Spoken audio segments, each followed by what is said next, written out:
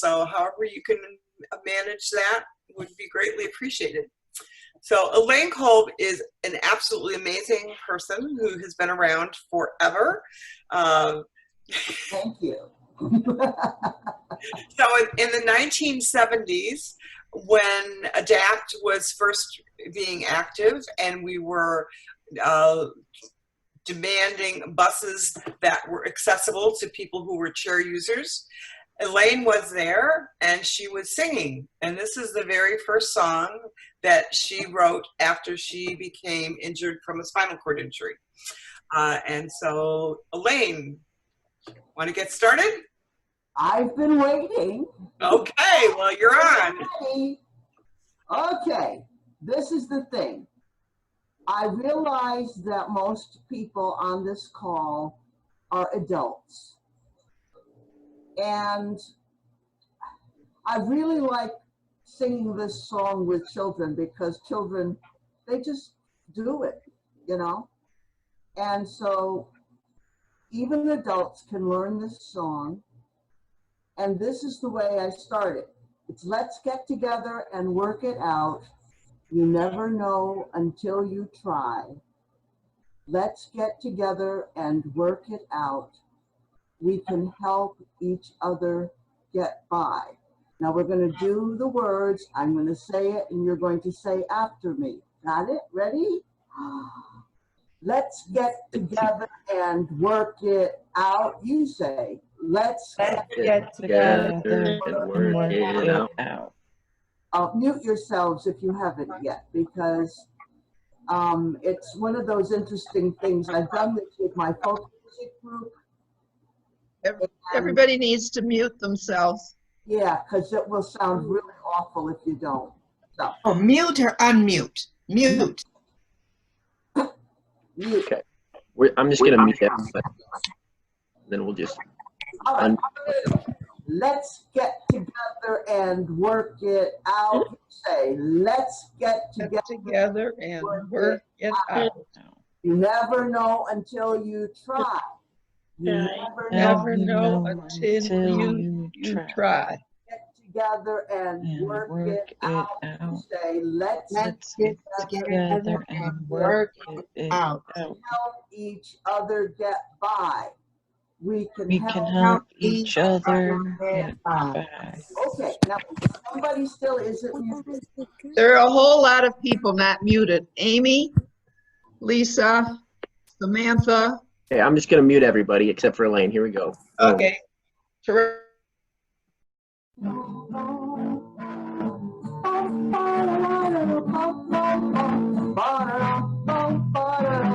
you ready? We're going to sing it.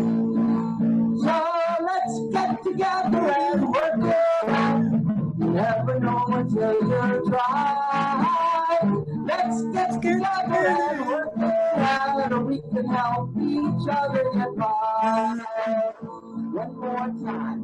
Let's get together and work it out. You never know until you try. Let's get together and work it out, or we can help each other get by. I'm tired of being shoved to the back of the shelf, forgotten and ignored. We're tired of just sitting and watching TV, seeing things we could never afford. And we know all around there are millions like us, scattered throughout the land. Through too many years and through too many tears, need each other's hand. What do you think we ought to do about that? Are you ready? Let's get together and work it out. You never know until you try. Let's get together and work it out, and we can help each other get by. Some can't walk, some can't talk, some can't hear or see. Whatever other problems some of us have, well, a big one is society. It teaches us to concentrate on what is lost and not what we still can do. And when they tangle you up in lots of red tape, you can use some help to cut your way through. Now you know the song, you're going to sing it this time, right? or at least clap your hands. Come on.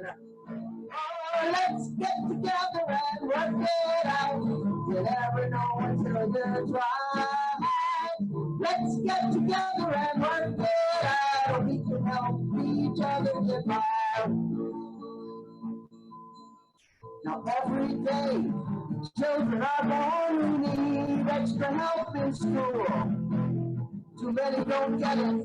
They suffer neglect for life and they are branded a fool. No matter how old or young you are, most of us still can learn. And if you've been lucky all of your life, you never know, it may be your turn.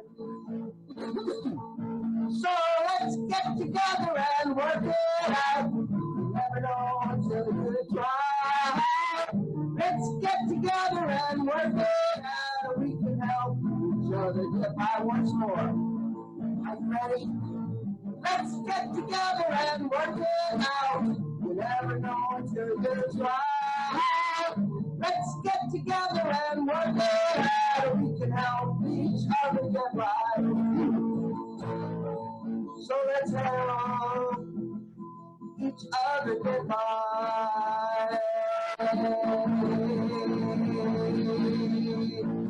of course, I had a frog right in the middle of it. Oh well. What I want us to remember is I want you to visualize 1978. I was 28 years old. I was newly disabled. I was in the hospital for 2 months. And when I came out, I was just taking a very few shaky steps. And I had to go back to a place with 22 stairs. And that was my experience.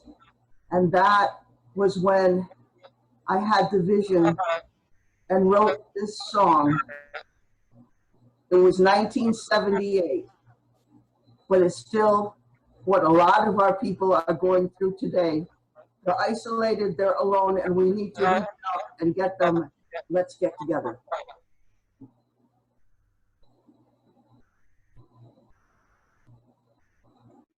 Thank you, Elaine. Nice to have you get us started. This has been a grassroots effort. There's a lot of people to thank, so I'm not even going to try to name people because there are way too many. We had weekly meetings for almost getting close to a year. Different people showed up. Some people came every week. Some people came once a month, but lots of people became involved. Some people only involved over the phone. Some people were supportive. So this couldn't have happened without a lot of people's involvement. But there's also some organizations that we have to credit with helping financially support it. And that includes the Great Lakes ADA and Michigan ADA and Michigan Arts Access. Michigan Arts Access is our fiduciary partner. We have all kinds of things going on. It's going to take place for 2 months. There'll be something every single day at 2 o'clock, except on Saturday, when it'll be from 7 to 9. Thursdays, there'll be something also in the evening. There is stuff from every aspect of diversity that there is. Whatever you can imagine in terms of the ways people with disability intersect with other cultures, races, genders, we tried to get it covered.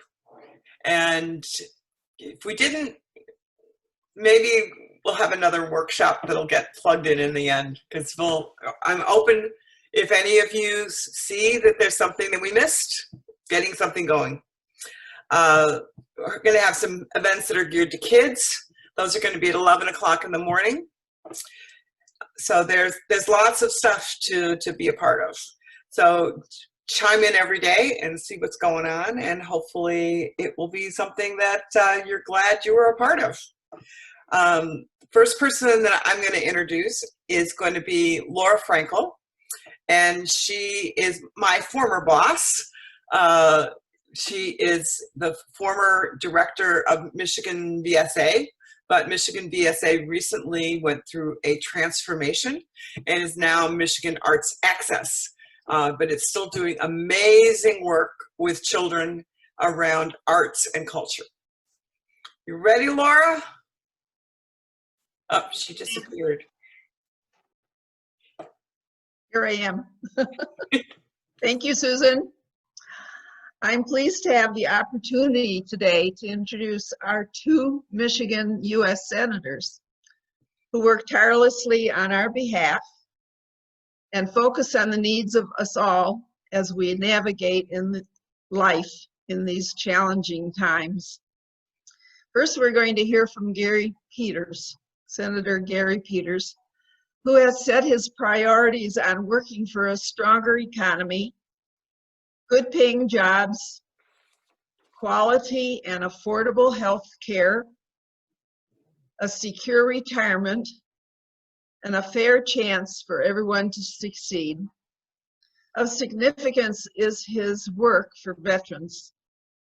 Senator Peters has introduced legislation that has been signed into law that ensures that veterans who may have been less than honorably discharged from their military due to negative behavior resulting from mental traumas like post-traumatic stress disorder or traumatic brain injury receive fair treatment and don't lose access to the benefits they have earned through their service.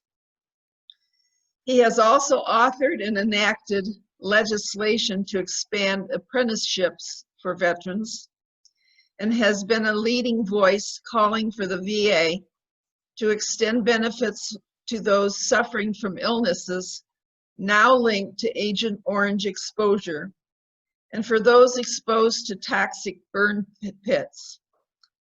And he's also been instrumental in the establishment of a simple 3-digit hotline for veterans to gain assistance related to their VA benefits and other services.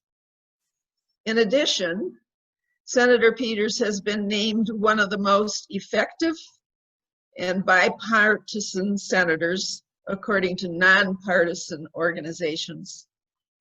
We welcome U.S. Senator Gary Peters, and I think Susan has got some his tape, right? Yeah, if I can do this right. Many rely on for personal health and independence.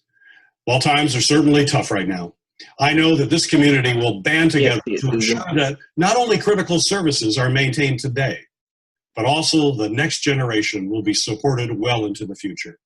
Know that I have your back, and I will continue to advocate and fight for you. Thank you, and I look forward to continuing working with all of you in the years ahead. Did that show? Nope, we just heard the end of it. You just heard the end of it. Okay, sorry about that. So what did I do wrong? You have to show your screen, Susan. I did share the screen. I thought I was sharing the screen. And then pick the video when you share your.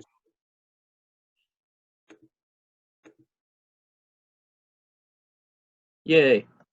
Also, the next generation will be supported well into the future. Okay. Know that I have your back. All right. We'll try that again. Hello. U.S. Senator Gary Peters, and I'd like to join everyone in celebrating the 30th anniversary of the landmark ADA legislation being signed into law. We've come a long way since the ADA was signed into law, and we continue to make strides. But there's no doubt we have a ways to go. This year's anniversary provides an important opportunity to reflect on all the progress that's been made in disability rights, activism, and justice, and to take stock of what more needs to be done. The coronavirus has upended everybody's lives, but it has particularly affected Michigan's disabled community. This devastating disease has not only taken too many community members, but also many of our caregivers, bus drivers, and healthcare professionals that many rely on for personal health and independence. While times are certainly tough right now, I know that this community will band together to ensure that not only critical services are maintained today, but also the next generation will be supported well into the future. Know that I have your back, and I will continue to advocate and fight for you. Thank you, and I look forward to continuing working with all of you in the years ahead.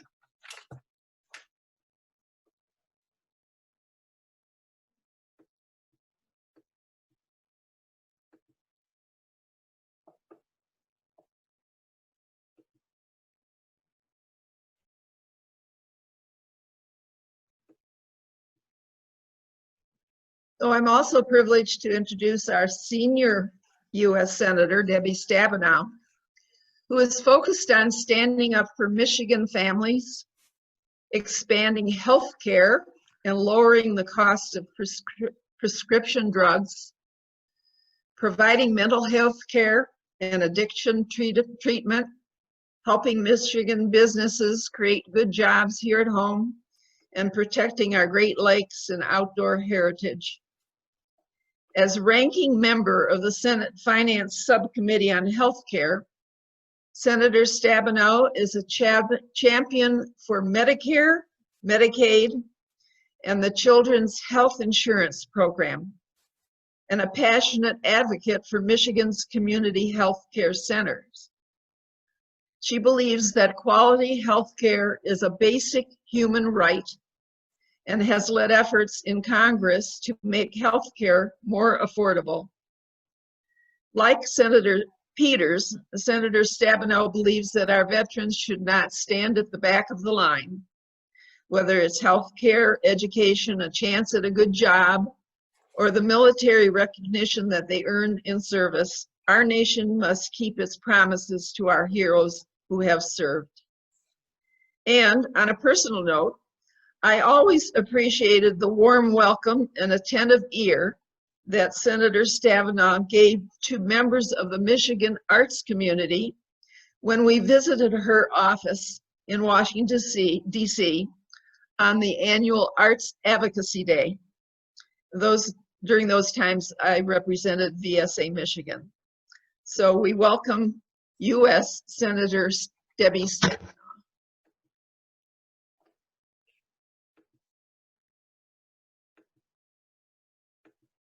I'm so glad to join you today as we mark the 30th anniversary of the Americans with Disabilities Act. Thanks to all the organizations and agents Stop showing, Susan. sponsoring this event, and to everybody who works hard every day on behalf of Michigan residents who live with disabilities. Thankfully for all of us, You should pause it. We can't see it. huge Can't see it? positive changes in access. I'm so glad to join you today as we mark the 30th anniversary of the Americans with Disabilities Act. Thanks to all the organizations and agencies that Now are can you see it? sponsoring this event. Yes. And to everybody. Okay, I'll start from scratch. There we I'm go. so glad to join you today as we mark the 30th anniversary of the Americans with Disabilities Act. Thanks to all the organizations and agencies that are sponsoring this event, and to everybody who works hard every day on behalf of Michigan residents who live with disabilities. Thankfully for all of us, the ADA has made huge positive changes in access to transportation, education, public buildings, employment, and quality of life for millions and millions of people in Michigan and around the country. It's not perfect. We all know that people still face discrimination and issues with access. But for the first time, the ADA set standards. It says that under the law, people with disabilities must be treated the same as everyone else, period. And as we all know, these standards for access and inclusion really benefit all of us. Our nation is facing so many challenges, from the health pandemic to the economy, to the need for new technologies, to the climate crisis. These issues can't be solved by just some of us. Our success depends on all of us with all of our abilities and disabilities. So as we mark the 30th anniversary of the ADA, I'm grateful for the doors that have been opened and the dreams that have been achieved. So let's just keep it going. Have a wonderful conference.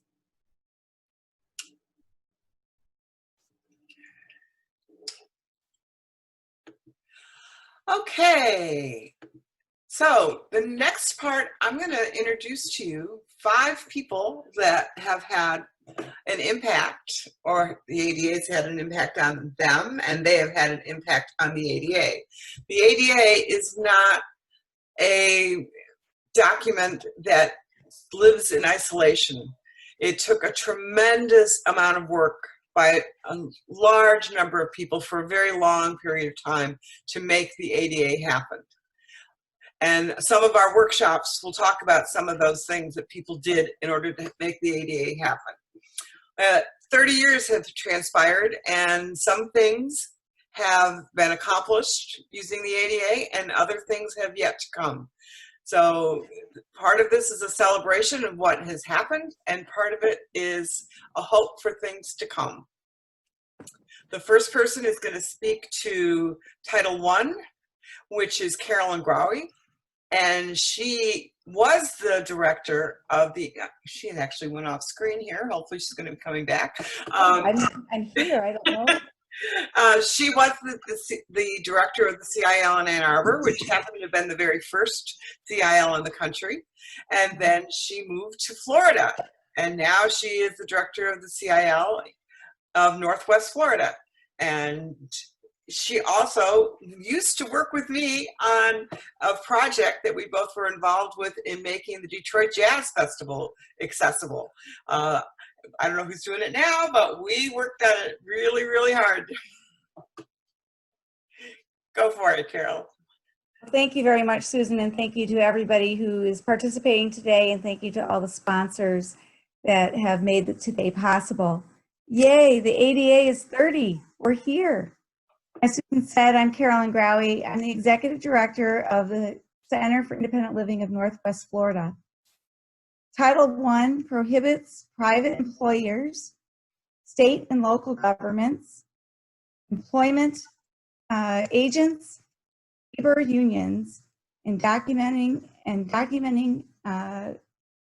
discriminating against qualified individuals with disabilities in applying for jobs, hiring, firing, and in job trainings. The Title I of the ADA its provisions apply to private employers with 15 or more employees, and here in Michigan, it's if you have 1 employee that you are covered. State and local governments and employer agencies need to make sure that they give access and equal opportunities to everybody in the community. The Equal Employment Opportunity Commission is who enforces Title I of the ADA nationally, and there are pieces here in Michigan that you can follow through on to see additional pieces if you feel that you need to. The ADA has allowed me great impact in my life and the impact in lives to many, many people around the country. With myself with disabilities, I was able to become employed and climb the ranks. Susan shared already, and I've shared that I'm an executive director of a center. I was able to work in my employment because I was given the tools and the access to what I needed to do from that first employment opportunity I had when I finished school. Without the ADA, I'm not sure if that would have been the same. And I wish that everybody has the same opportunities, because when we're given equal access, equal opportunity to have the lives that we choose to live independently with economic self-sufficiency, we all win, we all gain, and we can all do more. Disability rights are our civil rights. Together, we can do this. And if you want help in achieving your goals of employment, you can use Title I to assist you in places like Michigan ADA, Great Lakes ADA, your local center, and all of us as your peers will be there to support you. Go ADA. Go Michigan, go Florida. Let's get it done from here to across the country. Thank you. Thank you, Carolyn. So next up is Mike Harris, who I have known for quite some time and is a tyrant. And I'm saying that in a good way, not a bad way. But the ADA better watch out when Mike's on the way, because he is ruthless when it comes to enforcing what we are entitled to. He knows what we're entitled to, and he demands that we get our rights met. And are you ready? Can you hear me, everyone? I can hear you. All right. No, first of all, I just want to say hello to a lot of familiar faces I'm seeing on the screen. We can't see you, It's been a long Michael. time. Carolyn, we were just talking about you with Mark Finnegan last night. So, yeah, he says hello. I'm sure he would say that if he was around. Yeah, I've been given to talk a little bit about Title II, and I'm not really going to go into a training like our friend Peter would. Michael, we it's just can't going to see be- you. We want to see you. Can you turn see your me? video on? Turn your video on. There you go. Can you see me? Now we can see you. Okay. Yeah, basically, I'm going to give an overview how Title II has impacted our organization as a whole. So with that being said, access to civic life by people with disabilities is a fundamental goal of the ADA. To ensure this goal is met, Title II of the ADA requires states and local governments to make their programs and services accessible to persons with disabilities. This requirement extends not only to physical access at government facilities, programs, and events, but also to policy changes that governmental entities must make to ensure that all people with disabilities can take part in and benefit from the programs and services of state and local governments. PVA chapter was formed in 1961. Since then, we've been on a mission to change lives and build brighter futures for our seriously injured veterans. We had a single-minded mission to empower our brave men and women to regain what they fought for, their freedom and independence in communities that they reside in. A critical tool in allowing us to access our communities freely and independently was the passage of the ADA.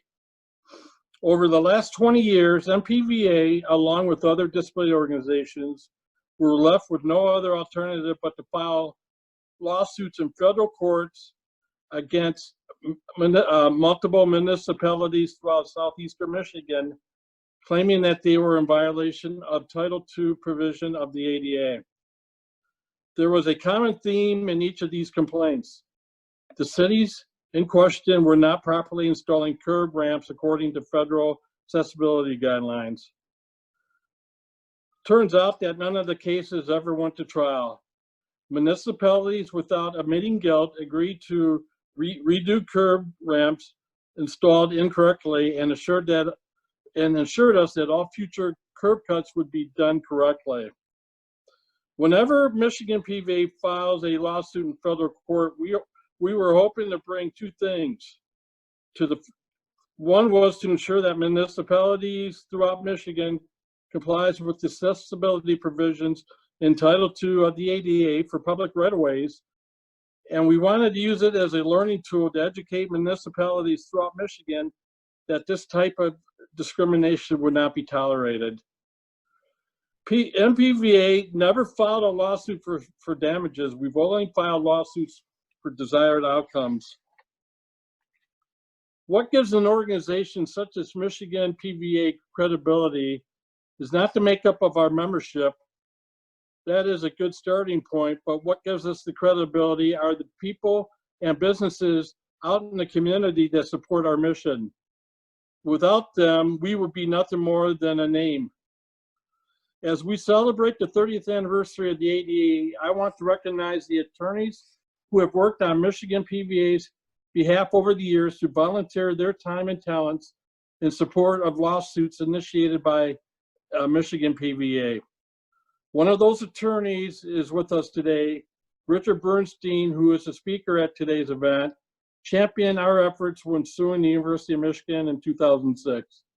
The other attorney I would like to single out, who in my opinion is an unsung hero, is Mark Finnegan.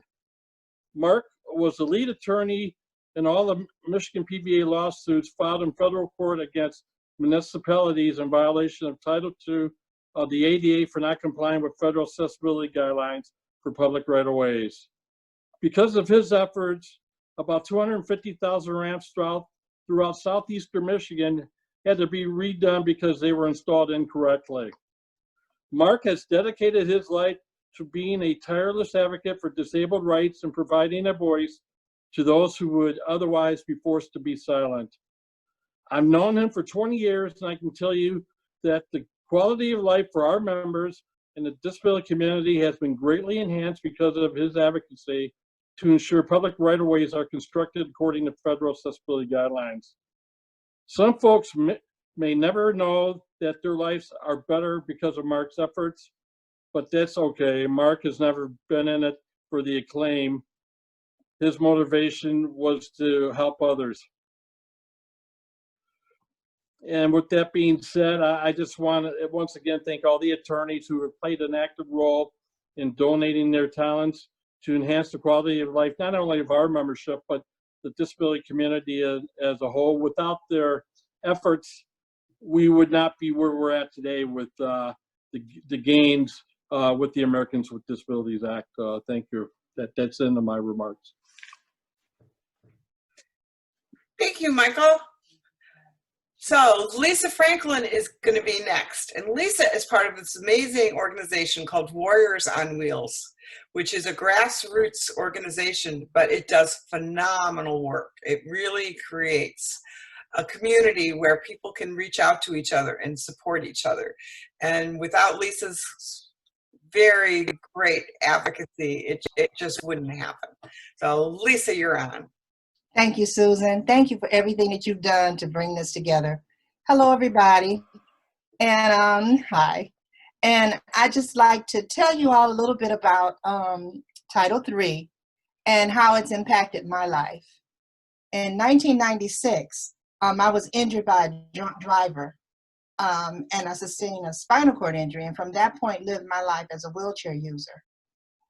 Well, 1996, ADA had only been out 6 years, of course, as you know. When I was injured at 36 years old, ADA to me meant American Dental Association, because I worked in dentistry. But I quickly learned how ADA would affect my life. And with public accommodations and public buses, transportation, getting in and out of restaurants, any public building, libraries, public facilities, was a challenge. It really was a challenge. And so it was a God-given vision and a passion for me to do something about it. And so in 2008, that's how I started Warriors on Wheels. And I got other people with disabilities together, and we fought for accessibility within our community. And in the city of Detroit, we've got one of the largest groups of people with disabilities, 126,000 actually just in the city of Detroit. And so the ADA has impacted and has the capacity to impact a lot of lives. And as everyone has mentioned before, when you change something for a person with disabilities, you change it for the community and you change it for lots of people.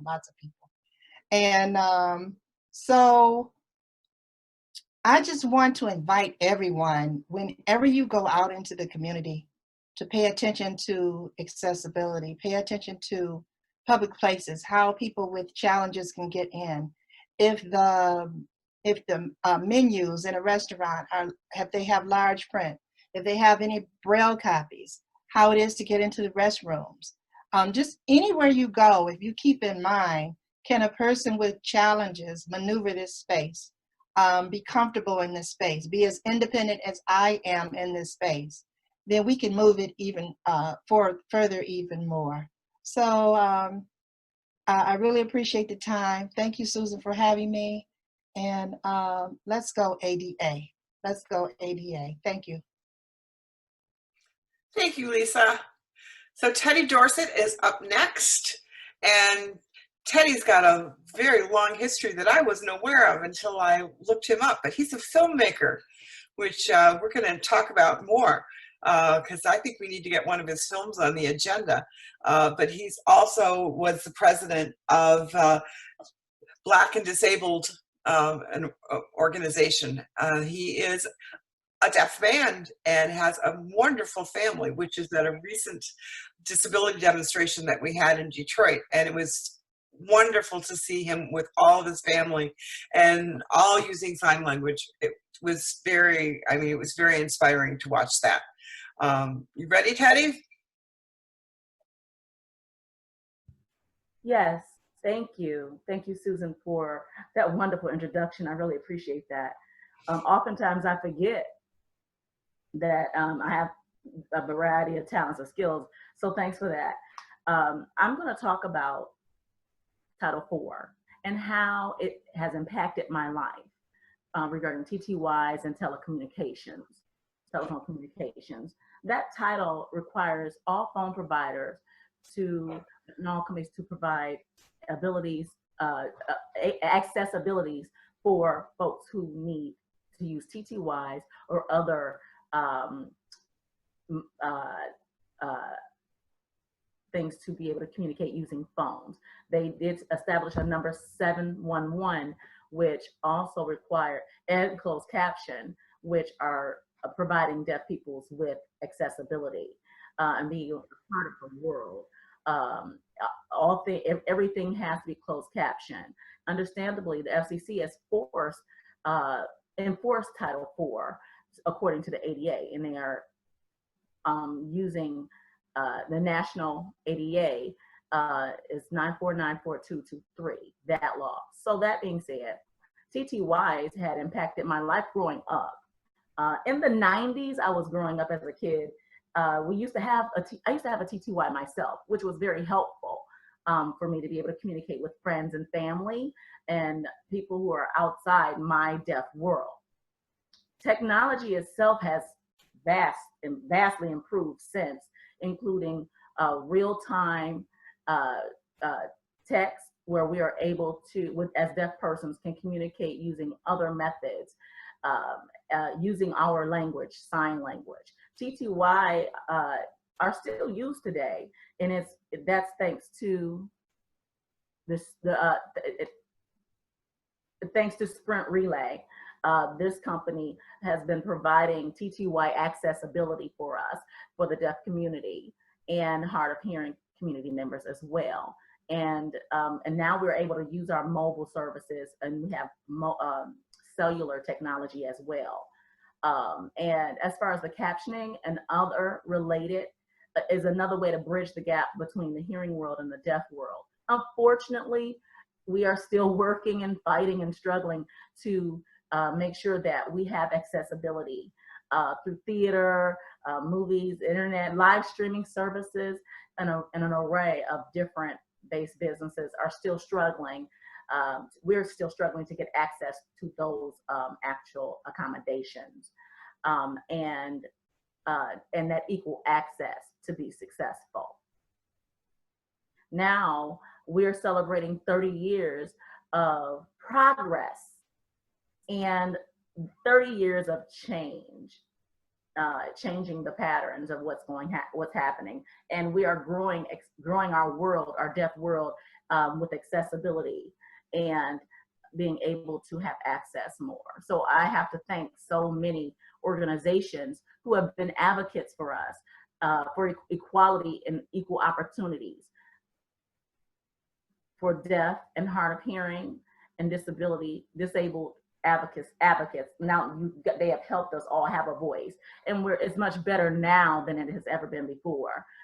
So we're grateful for your hard work and making sure that the different organizations, large or small, regardless, have been a part of things, and including throughout Michigan, and how hard it has been with one example of how to work and make sure that we are educated in the world And that's important for us. And then we are celebrating the ADA and how it has been impacting and supporting our lives to make this a better world for all. I want to say thank you for that, for all that work. And so the last title, which I personally consider to be the most important title, because if it weren't for Title V, a lot of us wouldn't be benefiting by all the other titles. And so we have Kate P. Walters to discuss that, and she has been often behind some of the power of Title V, as she's also has a lot of background in business, so she has a different perspective than most of us that have been on here. We're primarily, in the grassroots advocacy, whereas she's been in corporate America and trying to make that accessible in ways that others of us haven't been able to make happen. And so, Kate, ready? I am indeed. Thanks, Susan. Happy anniversary, ADA. On May 22nd, 1990, I, along with a large crowd of disabled advocates, waited in the halls of the U.S. Congress to learn that both chambers had passed the votes on the ADA.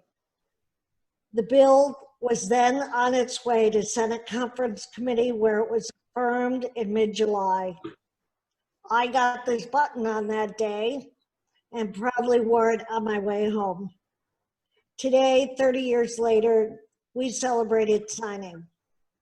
As Susan mentioned, I've been assigned, and I tell you assigned because I'm kind of filling in for my buddy Elmer Serrano, who couldn't be here today.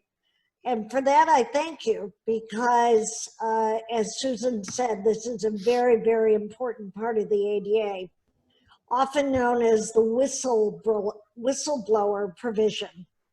So I'm going to read it to you, and it's kind of technical, and there are a lot of words. So it says that no person shall discriminate against any individual because such individual has opposed any act or practice made unlawful by this chapter, or because such an individual made a charge, testified, assisted, or participated in any manner in an investigation, proceeding, or hearing under this chapter.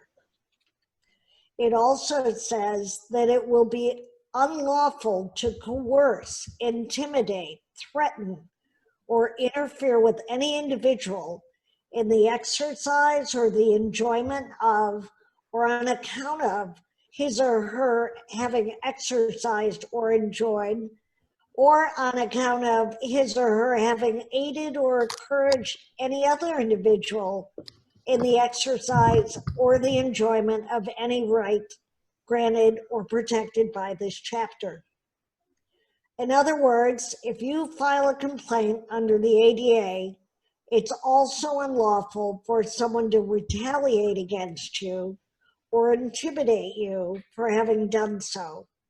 In a sense, it's double protection.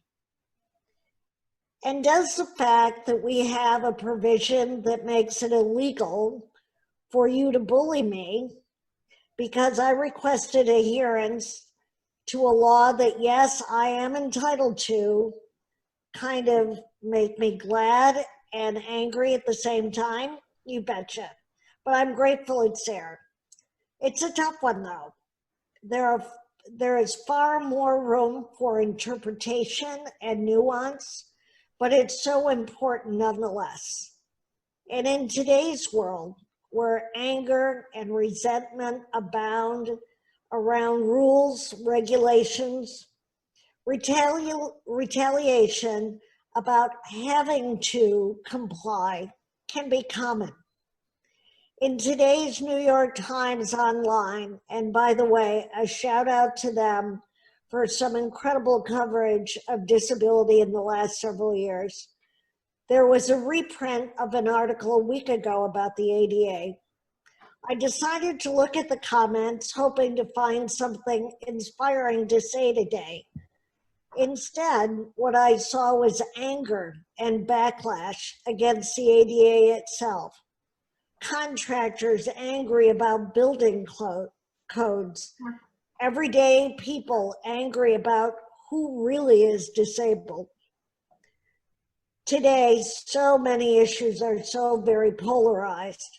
And so it makes me wonder if this whistleblower protection isn't more important than ever.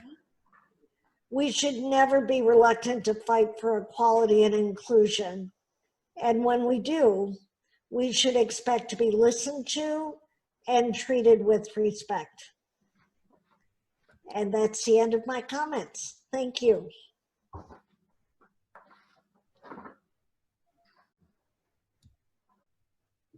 Thank you. Well said. Share our compassion for that act. So now we sort of have an idea of how important the ADA is, and hopefully you will participate in some of the workshops that are coming on during the next 2 months and learn how you can actually have those acts work in your lives for your benefit, because there's lots and lots of ways that it impacts your life and lots of ways that you can find people to support you.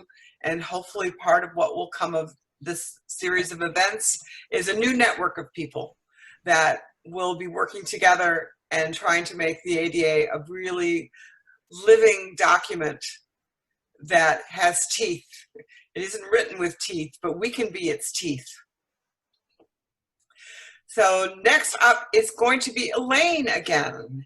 Elaine is going to sing another song. This is a very special song to her, and this is going to help us transition to the next segment of our activities here. You ready, Elaine? Uh-oh. I unmuted. I'm learning the technology like everyone else. I would like to share that this song was originally inspired by an amazing young woman named Gwen Dixon. It was written shortly after she died in April of 1980. Gwen had muscular dystrophy, and she had the experience of going to a segregated special school. And she made it to Georgia State University. She was amazing.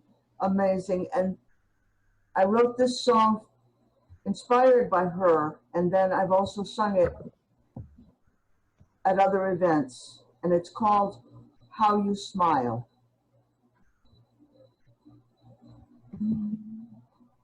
We'll always remember how you smile,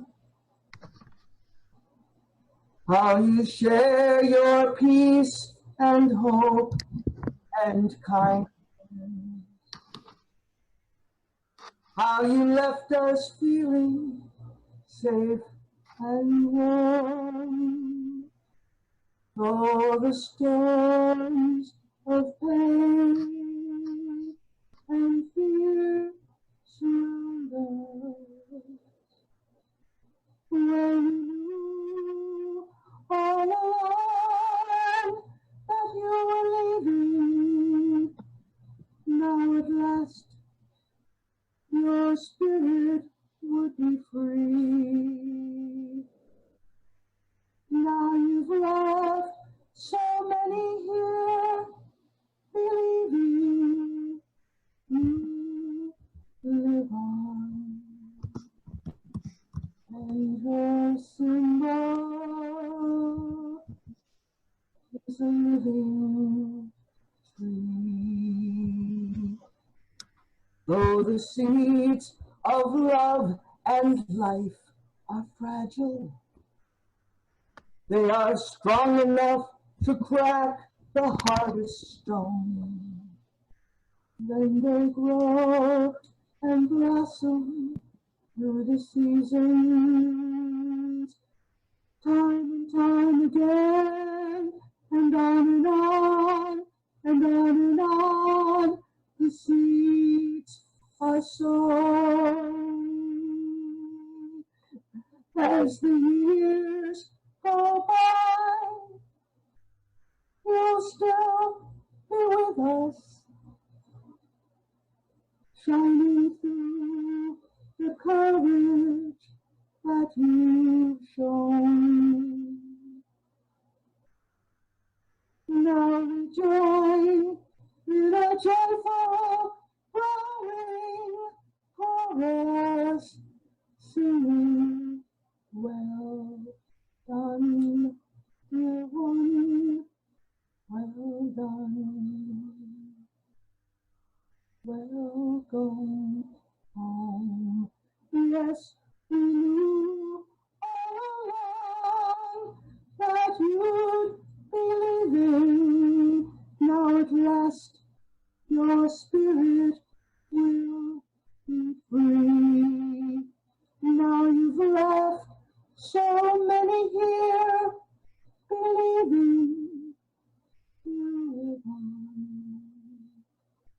In us you live on, and your symbol is a living tree.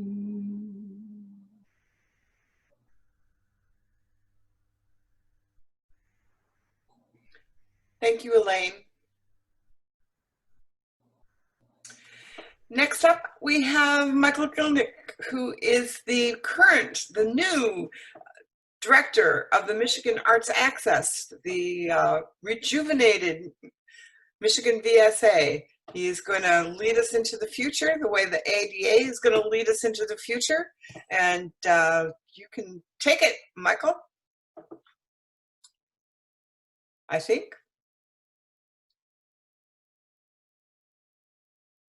Well, maybe not. Are you here, Michael? I thought you were.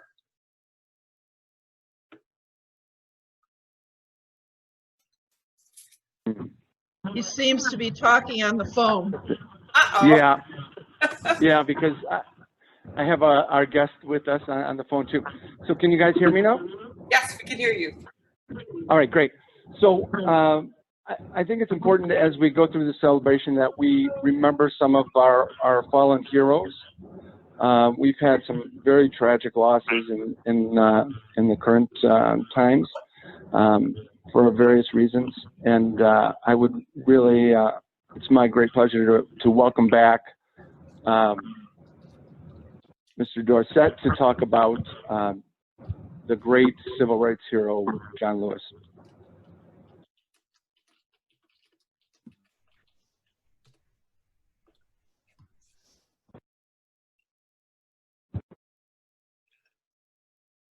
Hopefully, Trent will be up in a second. I'm going to put spotlight on him.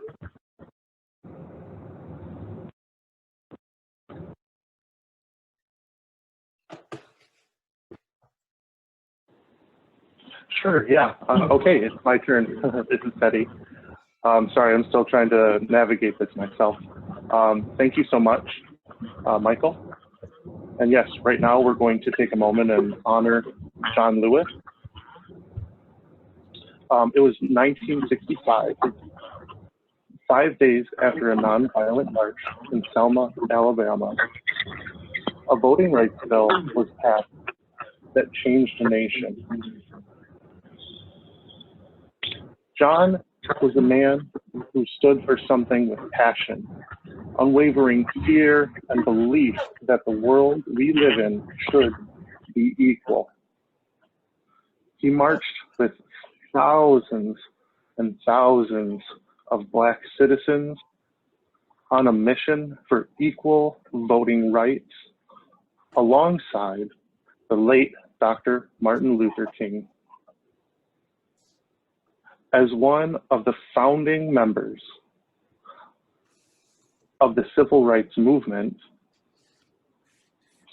he left a lasting impression in the lives of the most oppressed and marginalized community. We can learn so many life lessons from a man as honorable as John Lewis. But none so important as using your voice. You use your voice by voting, which is the most powerful, nonviolent tool that we have in a democratic society.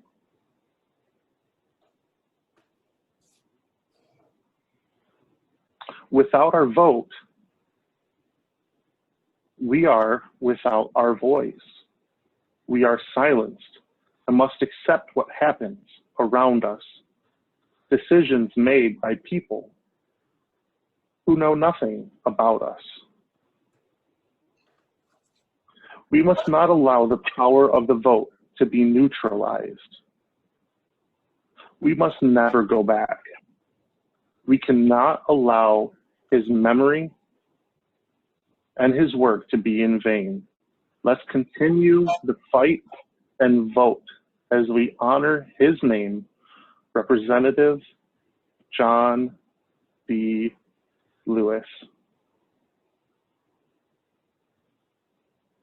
We thank him for all his hard work, and we will continue to honor his name with our likewise hard work for equal accessibility. Thank you.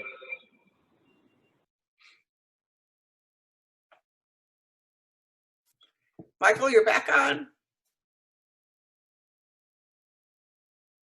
You must be back on the phone. Thank you. It's now my great pleasure to welcome Michigan Supreme Court Justice Richard Bernstein to our ADA 30 celebration.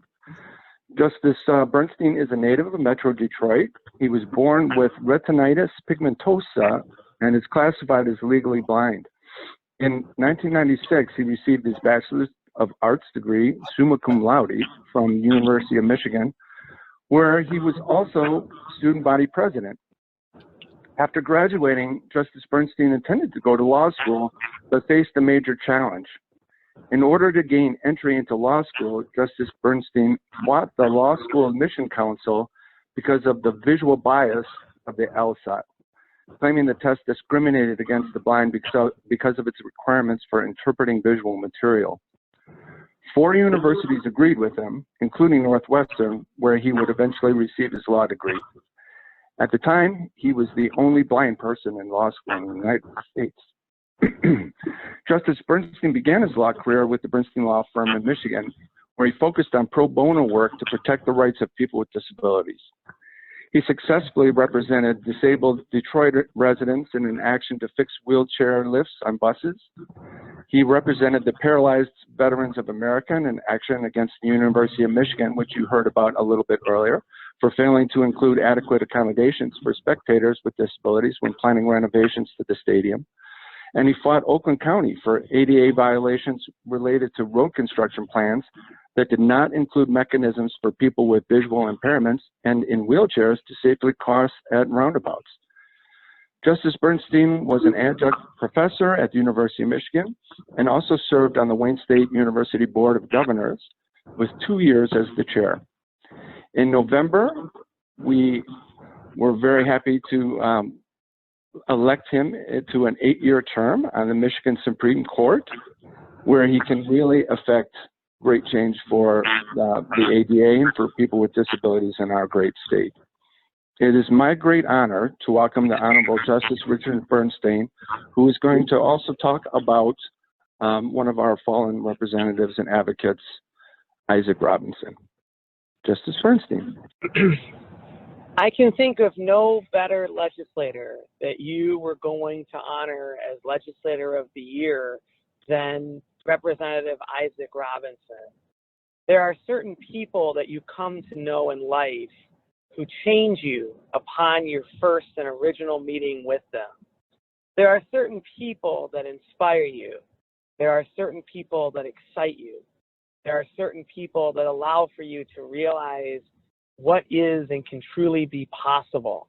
There are certain people that you love hearing from.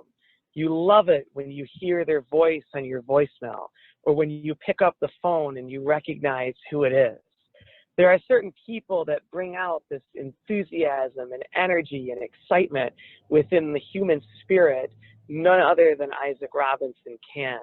There are certain true believers that dedicate their entire life to trying to make life better, to trying to have an impact, to trying to live their life in a way that they can affect change in the most remarkable and magnificent of ways. Isaac lived for 44 years, but within that short life that he led, the change and the effect that he was able to make is truly immeasurable. I'm so honored and so excited that you are recognizing Isaac, for he is a person that should never be forgotten. His is a spirit that should always join us and be with us throughout our journey and throughout our lives. Isaac was a person that I knew for literally over 25 years. It's funny, Isaac and I graduated from Northwestern Law School. Isaac was in the class behind mine, but everyone in the school loved Isaac. Everyone loved everything about him. You know, it's interesting, there are some people that you just know are going to do something extraordinary. You just know that they are truly great. You just know that they're going to take a different path and go on a different journey than other people. There are some people that you just know are going to be different. And it's through that difference, you know that they're going to be extraordinary. A lot of people don't know this. Isaac was one of those folks that really connected with individuals. He connected with people. He was all about neighborhood organizing. He was all about representing his constituents. He was all about taking on causes that not a lot of other people would get involved with or care about. Isaac was one of those people that was all about being with people. He was all about humility. He was all about connection. But the thing about Isaac that so few people were able to know, because he would never tell you. He would never share that side with you because he was so focused on having a connection that he would never do anything to risk your ability to feel his sensitivity or his connective power. But Isaac was a true academic. And though he would go out of his way to hide that, it was readily apparent if you had a chance to look at his writings and to see some of his work. Isaac graduated with top honors from Northwestern Law School in Chicago, which is a top 10 school and one of the finest in the country. But Isaac was one of the top people in his class at Northwestern. A lot of people don't know this because, again, Isaac would never really tell you. But Isaac was awarded the absolute most prestigious honor that any Northwestern graduate could be bestowed. He was given the Wigmore Key. The Wigmore Key is given to the one student who graduates from the law school class that all the other students find to be exceptional. It's an honor that is bestowed by your classmates. It's an honor that people vote upon as to who is going to represent your class. The Wigmore person, of course, is the one who will speak at commencement because they're the ones that all the other students look to. They're the ones that everybody emulates. When you go to law school, you have to send in a personal statement along with your application that goes into your file. Everybody always writes when they're applying to a school like Northwestern how they want to change the world. They all write how they're going to develop a nonprofit. They all write how they're going to use their law degree to make society better. Nobody really talks about how in a law school essay for admittance that they want to go to work for Sidley and Austin or Kirkland Ellis or Mayor Brown. They talk about what change they want to make. If you were to read Isaac's essay, you would see the passion that he put into it, how much he wanted to change the world, what a difference he would ultimately make. The irony of the whole situation is that so few people honor the words of their admittance essay. But Isaac went so much further. Isaac didn't just proclaim the change that he was going to make. He actually lived the change that he was going to make. He actually went beyond his essay. He would use his law degree to enhance and make life better for those around him. Isaac, from day one at Northwestern, was going to use the information and the knowledge that he was going to gain as a law student at this institution so that he could do something great. You knew it. When he was in contracts, when he was in torts, when he was in civil procedure, especially when he was in criminal law, you knew that he was doing this for something more. And you knew that he was doing this for something that was so much bigger and better and grander than just himself. You knew that you could feel it within his presence. In the last few minutes, I just want to take just to commemorate our friend Isaac. The tragedy of COVID and the tragedy of this entire circumstance that has befallen all of us is Isaac was really in his prime. He loved being a state representative. He loved it. He loved it. He loved his constituents. He loved serving them. He loved fighting for them. He loved being on the floor for them. I don't think you could ever find someone who enjoyed what they did so much, who believed in what they did the way he did, who had a passion and an energy and an enthusiasm for people and life the way Isaac did. Isaac was taken from us at a very young age. But boy, did he make the most of the time that he had. There is no one that could say that anything about Isaac's life was ever wasted or not used to the absolute fullest extent possible. He was a believer. He was one that meant what he said. He was a person who believed in helping people. But Isaac was true. He was genuine, and his spirit will always be lasting. I'm going to introduce now one of Isaac's best friends, probably one of his closest friends, a person that he spent tremendous time with, a person who would always help him organize, and a person who truly loved him.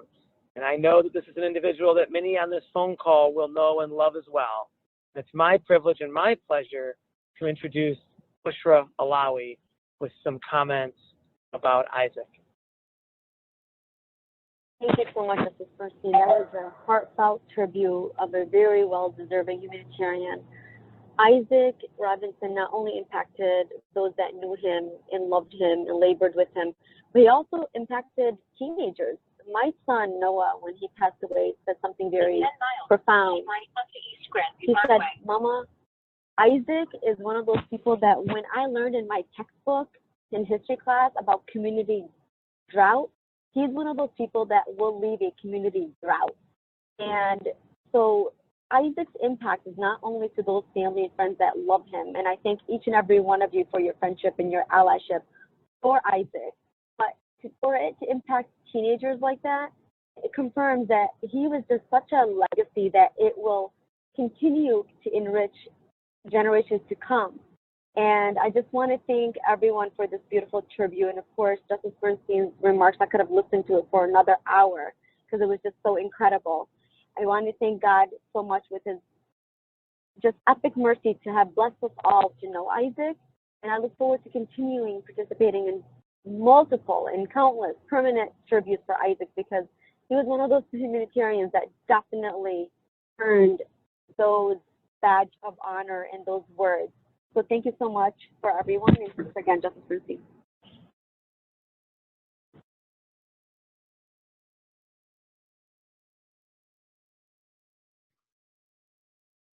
Thank you very much. I think we have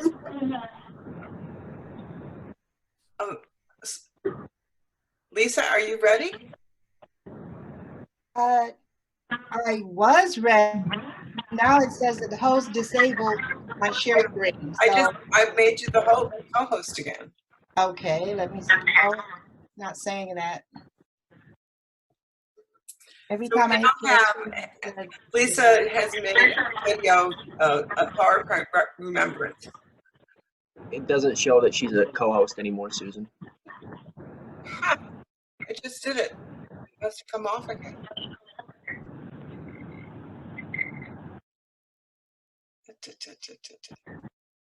I'm not showing her on here at all. She disappeared.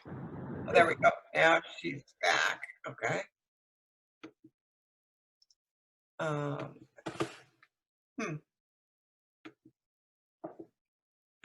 Okay, I've made you a co-host again. Are you? No, it's not taking. Make a co-host. Okay, I'm going to make you a host. If that works. That will. There we go. Okay. Then she took your spot, though. Okay. Yes. Okay. Now. Okay. Now what do I do? Oh, okay. Gotcha. Thank you.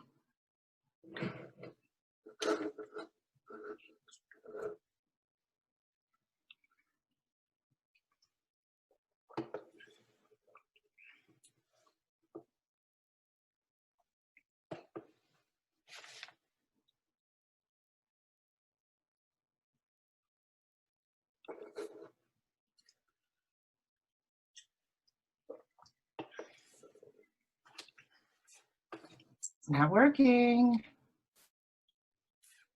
Let me try one more time.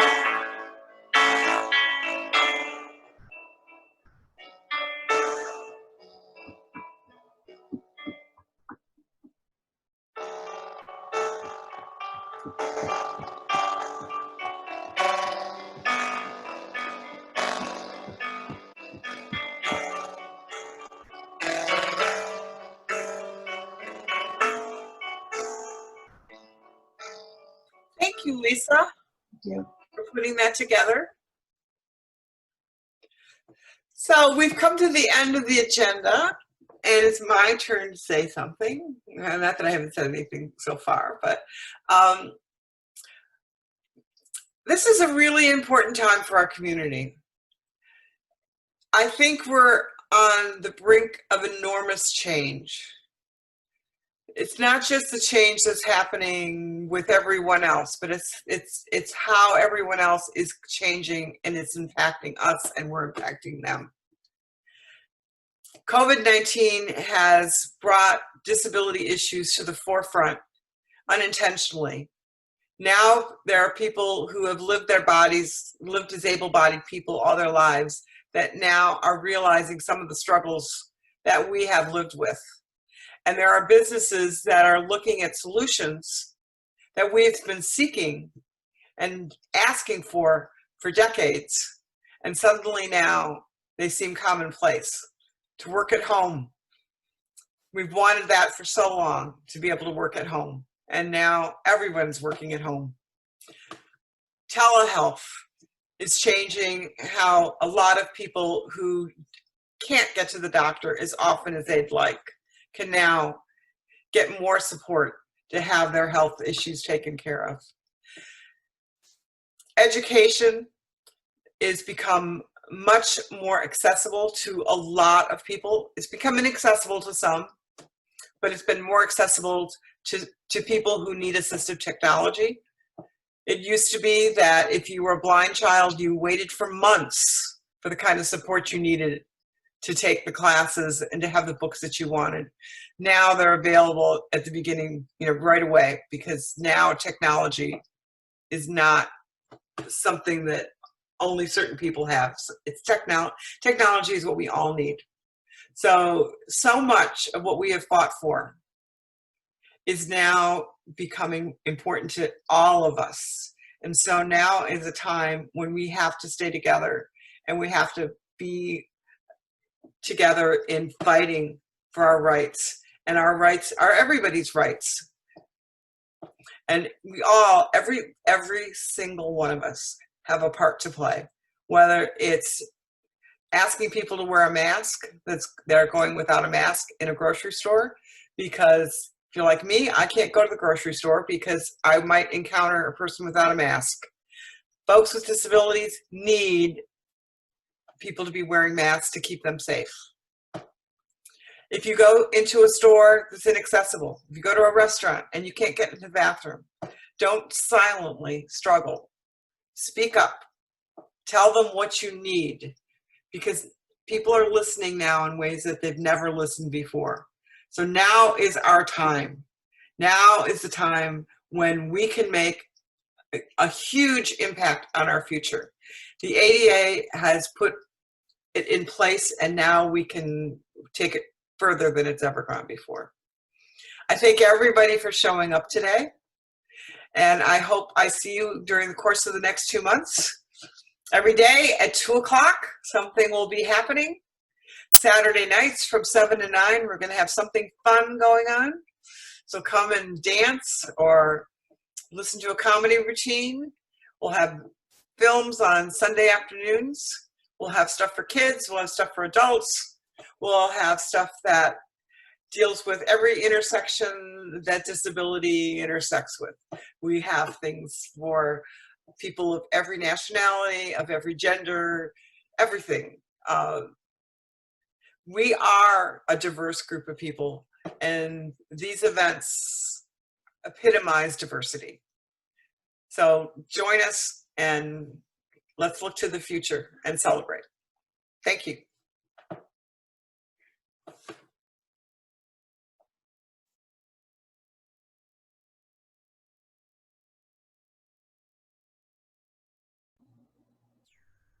Well, now I'm supposed to sing, right? Yes, you're supposed to sing. Well, you could give me a clue. Sorry. All right. Okay, listen, I got my adapt visor on because this song, We Will Ride. Now, I want y'all to know that I wrote this song also before I went to any adapt demonstration or any demonstration here in the United States with people with disabilities, okay? But we were starting to do it, and people were demonstrating, and Mark Johnson from ADAPT was living in Atlanta at the time, and I met him, and he recruited me, and he said, you know, Elaine, you've written great songs, but we need a song called We Will Ride. And because we've been chanting it, and we've been chanting it so much that we're going to throw up.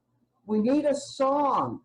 We need a song. We Will Ride. And I said, well, I'll see, you know. Well, this song literally woke me up on the morning of March 27th, 1987, and it was written between 6:30 a.m. and 10 minutes after 8. The whole song came, just like I was taking dictation. It's called We Will Ride, so you're going to pick up on the chorus, and hopefully you will sing with me. And you know what? If we all do it together, not only will we ride, but we will finally be recognized as full citizens, real human beings, the kinds of things that we've been fighting for all these years. We can't just do it with the law, we got to do it with people. Far too many people have been suffering too long. We won't accept excuses, right is right, is wrong is wrong. And it's wrong to try to keep us waiting for some charity. So let's get ourselves together here and now, you and me. Now you can sing it, you maybe heard it. Oh, we will ride, with the strength of truth and justice on our side. By the grace of God above, our battle cry is love, and we will ride. Some of us are inconvenienced by some disability. Still, we got ourselves as citizens, and we're aiming to be free. Riding public transportation as one way to get around. Backed by federal regulations, hear us now. We're freedom bound. Come on, you can sing it this time. We will ride. With the strength of truth and justice on our side. By the grace of God above, our battle cry is one. We will ride. We will ride. By thousands and millions, we lift our voices to say that it's time to practice what we preach and live it day by day. Every kind of people share the power to be free. We live and learn and work and move and love. And vote. Make sure you vote. Come on, let's vote. Let's vote. If we do that, you know what's going to happen. We will ride. With strength of truth and justice on our side. By the grace of God above, our battle cries. We will ride. We will ride. We will ride. We will ride. With strength of truth and justice on our side. By the grace of God above, our battle cries. We will ride. Before we wrote that song and sang it, there were almost no lifts on the buses. Now we have lifts on the buses, we have ramps, we have all kinds of things. We're riding all over the place. Together we can do it. We will ride. Yeah, and thanks to Justice Bernstein, we have, and his Good Fight in Detroit, we have those lifts where people can ride the buses in Detroit. Yes. Thank you, Lane. Thank you, everybody. Network. Everybody network. We're stronger together. Show us the screen with everybody. I see Teddy peeking in on Yeah. he's coming through the banner behind you. Hi, Teddy. Hi. Hi, Teddy. Hello. All right, day one. Good job. Yeah. 64 Accomplished. more to go. Guess you can have two people on here when they're close enough. Let's see all the people, Susan.